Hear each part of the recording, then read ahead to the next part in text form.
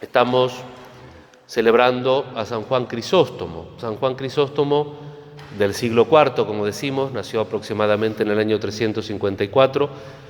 Fue un obispo que les predicaba en el imperio y muchas veces tenían las homilías que eran muy buenas, por eso se le apodó como Tomá en griego es boca y Crisós es oro, boca de oro, porque predicaba muy bien. Y muchas veces en su catedral tenía al emperador Arcadio y a la emperatriz Eleudocia. Y sobre todo la emperatriz no tenía resistencia a las críticas y el obispo no se les callaba. Entonces, 3 veces lo desterraron.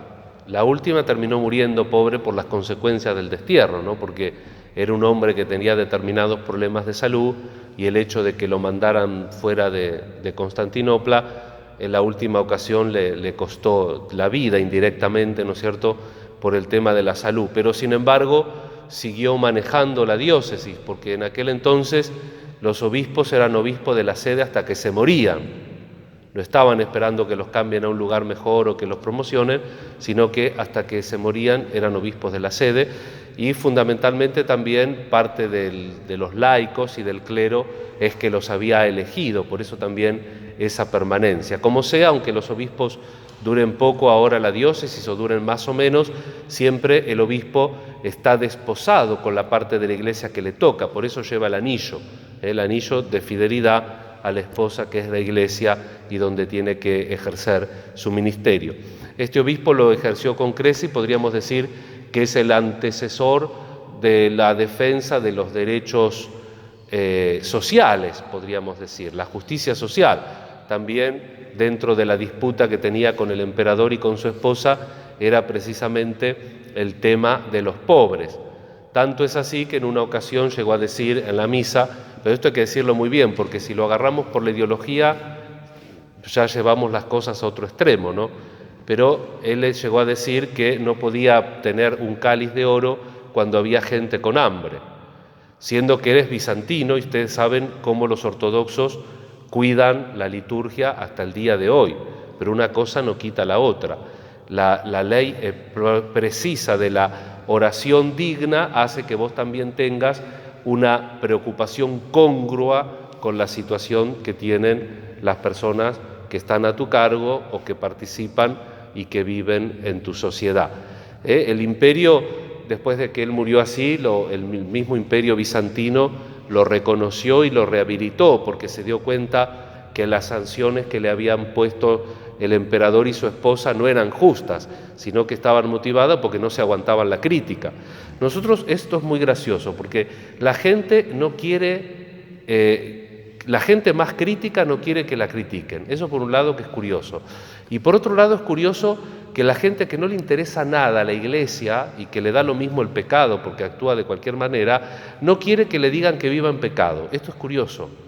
La gente que no le importa nada de la iglesia, llega un cura en la homilía a decir que tal situación es un pecado, le van a golpear la puerta al cura y decir, ¿por qué dijiste que esto es un pecado?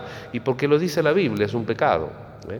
Con todo que nosotros también tenemos que estar preparados, como lo vivió en carne propia San Juan Crisóstomo, a vivir también en una cierta persecución, pero tenemos nosotros que siempre tratar de devolver bien por mal, aún en temas que uno podría cambiar. Donde no se puede transar es en la justicia, pero también nosotros como cristianos no es que tenemos que ser cruzados, no es que tenemos que ponernos un yelmo, la capa, la espada, la armadura, agarrar la lanza y empezar a correr a todo el mundo criticándole o corrigiéndole cosas, no hace falta para tanto, pero sí que tenemos que hacerlo. Jesús dice que inclusive tenemos que estar dispuestos a poner la otra mejilla. Eso no quiere decir que tenemos que ser ponedores serial de la otra mejilla, porque Cristo no pone siempre la otra mejilla. Les voy a recordar un solo pasaje del Evangelio. Después, por supuesto, no solo que pone la otra mejilla, sino que pone toda su propia vida, porque Jesús ofrece su vida por nosotros. No una cosa, una parte, sino la totalidad de su vida por nosotros. Pero cuando el sumo sacerdote concretamente le pega en la otra mejilla, Jesús le dice, si hablé mal, decime en qué, y si no, ¿por qué me pegás? No siempre hay que ponerle otra mejilla, a veces hay que hacer valer la justicia, pero este principio del Evangelio sigue válido. Hay que amar a los enemigos, hacer el bien y prestar sin esperar a cambio y bendecir a quienes nos maldicen. Es una página que hay que vivir, que como yo digo tantas veces en relación también a otros temas del Evangelio, que no podemos arrancar esa página. Pero vuelvo a lo mismo, esa misericordia implica que nosotros también utilicemos para toda nuestra vida una virtud que a veces la tenemos un poquito aparcada y que corresponde a la esencia de la virtud y que es la prudencia. La prudencia podríamos definirla rápidamente como ordenar los medios al fin. Para tener prudencia yo tengo que tener un fin claro. ¿Se acuerdan que muchas veces en la homilía decimos el ayuno no es un fin, es un medio? Por eso Jesús en el Evangelio, que cuando le criticaban a los discípulos que no ayunaban, dice, ahora que está el esposo no hace falta que ayunen, ya les será quitado el esposo y entonces ayunarán. Entonces Jesús obviamente que le va enseñando también en el corazón de cada cosa a sus discípulos y a nosotros, el Divino Maestro, nos va enseñando que nunca tenemos que confundir los fines con los medios. Las cosas son medios. El fin es la fe, el fin es el amor a Dios, el fin es que nosotros de verdad aspiramos a vivir para siempre con Dios y por eso también nuestra vida trasciende el espacio y el tiempo. Y las otras cosas las tenemos que usar prudencialmente, ordenando esos medios al fin que es Dios mismo. Porque nuestra religión consiste en que Dios me saque las papas del fuego. Llame ya, esprayet. Nuestra religión consiste en que yo hago 4 o 5 ritos semanales y ya tengo una póliza contra todo riesgo. ¿Qué le pasaba a Jesús hace 2 o 3 días atrás en el Evangelio cada día? Rezó toda la noche para elegir a los discípulos. ¿Y cómo le salieron los discípulos? Le salió hasta que lo iba a entregar.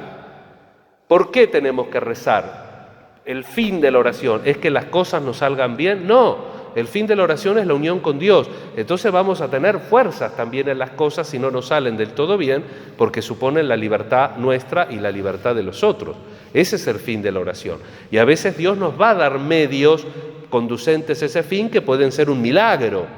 Pero el fin de la oración no es que todo milagrosamente va a ir sobre rieles o viento en popa, para usar una imagen marinera en un día simpático como hoy, que está lindo a la tarde.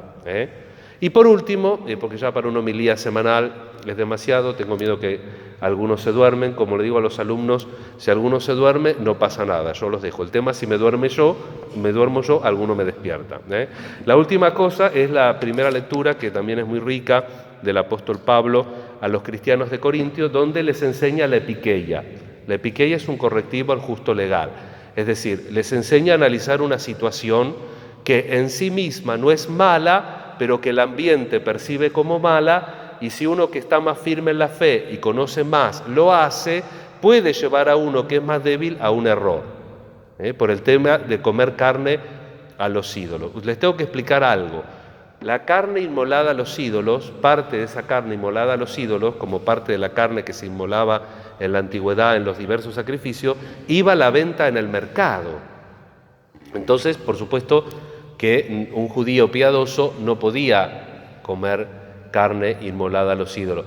Pero Pablo hace esta aseveración en el mundo griego, dice, los ídolos son falsos, no existen. Entonces, no es que yo estoy comiendo la carne a un Dios que no existe, no pasa nada. Pero si ese hecho de comer la carne, ¿por qué iban a comer esa carne? Porque era más barata. Como venía del sacrificio, era una carne más barata. Era otro sistema económico, pero había los mismos problemas que ahora. Y les advierto que en la época de Pablo, en Grecia y en Roma, había inflación como ahora. Porque el hombre es hombre siempre. Entonces no hay nada nuevo bajo el sol. Pero bueno, no vamos a hablar de la situación económica de la época de Pablo ahora. Pero sí que Pablo muy astutamente enseña, los ídolos no existen. Comer carne a los ídolos no pasa nada, pero si el comer carne a los ídolos puede llevar a una situación de pecado a un hermano que es débil, que no tiene toda la formación, que es débil en la fe, no lo tengo que hacer. De ahí otra cosa que dice Pablo, Todo me es lícito, pero no todo me conviene. Hay un montón de cosas que puedo hacer, pero no conviene. A los padres hay determinadas cosas que pueden hacer, pero no les conviene hacerla porque no le dan buen ejemplo al hijo.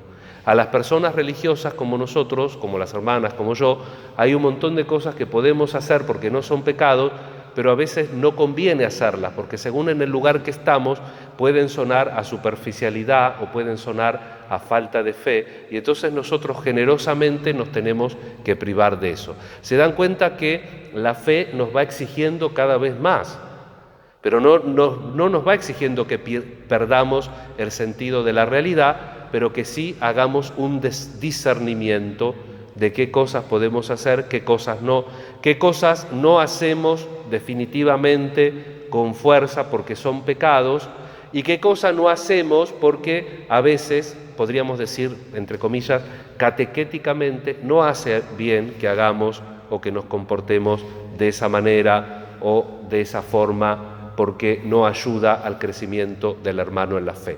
Y siempre en el trasfondo de Pablo está lo mismo.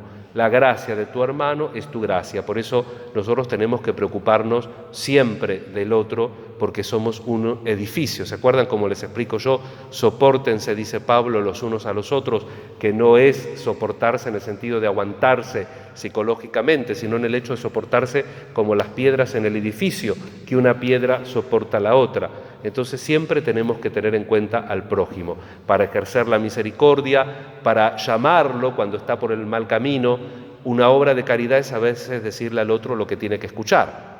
No cualquier cosa, lo que tiene que escuchar. No si está bien vestido, mal vestido, si está peinado. Eso, si tenés mucha amistad, decile. Como yo en broma le digo a mis alumnos o cada tanto en la misa, digo, vieron que estoy perdiendo acá el pelo, el día que me deje crecer largo y me lo pase para el otro lado, viene alguno en la sacristía y me dice, padre, está haciendo el ridículo. Y eso es una obra de caridad, claro que es una obra de caridad también, mínima, pero es una obra de caridad. Entonces animémonos a ayudarnos, animémonos a ejercer la misericordia, animémonos a tener paciencia, animémonos a tratar de amar al enemigo al que sentimos que nos hace daño, porque ese es el Evangelio de Cristo y eso es lo que en definitiva cuenta para mi crecimiento espiritual.